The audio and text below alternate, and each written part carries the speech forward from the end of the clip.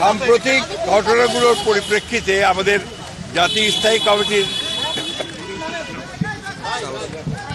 সভায় সিদ্ধান্ত হয়েছিল যে আমরা অতি দ্রুত প্রধান উপদেষ্টার সঙ্গে দেখা করে তাকে আমাদের উদ্বেগের যে বিষয়গুলো আছে সেই বিষয়গুলো তার সামনে আমরা তুলে ধরব।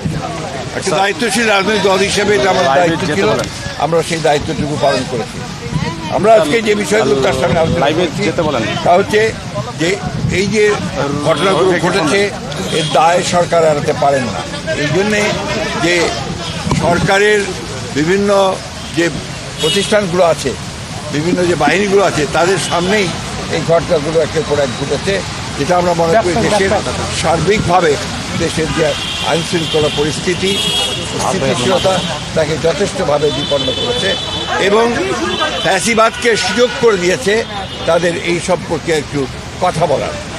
দ্বিতীয়ত হচ্ছে যে আমরা এই সরকারের সঙ্গে যেটা বারবার বলে এসেছি, এটা অন্তর্বর্তীকালীন সরকার, সুতরাং দ্রুত নির্বাচনের জন্য আমরা তাদেরকে আবারও তাগাদা দিয়েছি এবং ন্যূনতম যে সংস্কার সেই সংস্কারগুলো সম্পন্ন করে যে কাজ তারা করেছেন, ইতিমধ্যে কমিশন রিফর্ম কমিশন করেছেন একটা, তাদের সঙ্গে আলোচনার ভিত্তিতে আপনার একমত হওয়ার প্রেক্ষিতে, আপনার কনসেনসাস হওয়ার প্রেক্ষিতে আপনার দ্রুত নির্বাচন দেওয়ার বিষয়টা আমরা তাদের সঙ্গে কথা বলেছি।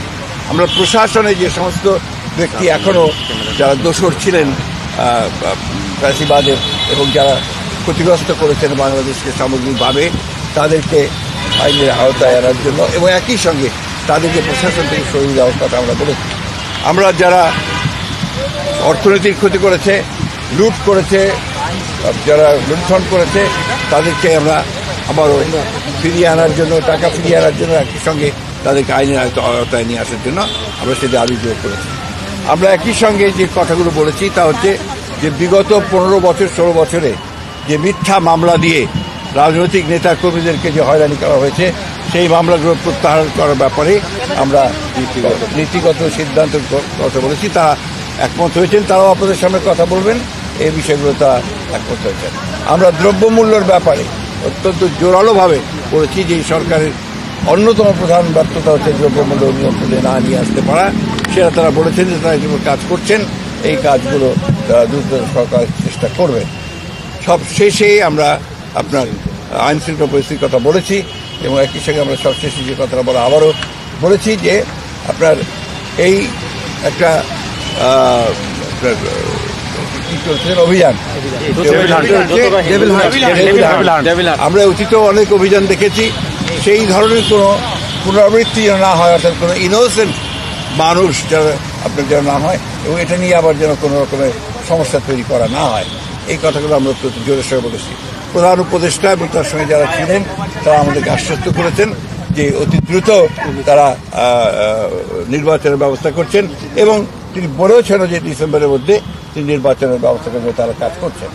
আমরা আশা করব যে জনগণের আশা যেটা আছে, প্রত্যাশা আছে, অতি দ্রুত এবং একটা রোড ম্যাপ ঘোষণা করবেন তিনি, সেটার মধ্যে দিয়ে আমরা ডিসেম্বরের মধ্যেই নির্বাচন সম্পন্ন হবে বলে আমরা প্রত্যাশা করছি, জনগণও প্রত্যাশা করছি। এবং সেই সঙ্গেই আমরা যেটা বিশ্বাস করি যে গণতান্ত্রিক সরকারের যে আপনার ট্রানজিশন হবে গণতান্ত্রিক ব্যবস্থায়, সেটা অনেক সহজ হয়ে যাবে যদি আপনার একটা নির্বাচন অনুষ্ঠিত হয়। আমি আপনাদেরকে এটা দিয়ে যাবো। স্যার, একটা ছোট্ট একটা প্রশ্ন, সেটা হচ্ছে যে উপদেষ্টা আজকে একজন উপদেষ্টা বলেছেন যে জাতীয় নির্বাচনের আগে স্থানীয় নির্বাচনের বিষয়ে নীতিগত সিদ্ধান্ত তারা নিয়েছেন, আলাপ আলোচনা করে পরবর্তী আমরা স্থানীয় সরকারের ব্যাপারে কোনো মতেই একমত হব না। আমরা খুব পরিষ্কার করে আগেও বলেছি, এখনো বলছি যে জাতীয় সরকারের আগে কোনো নির্বাচন হবে না।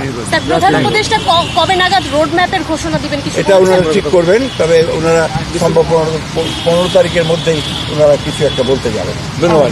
জুলাই ঘোষণা এটা দিলে আর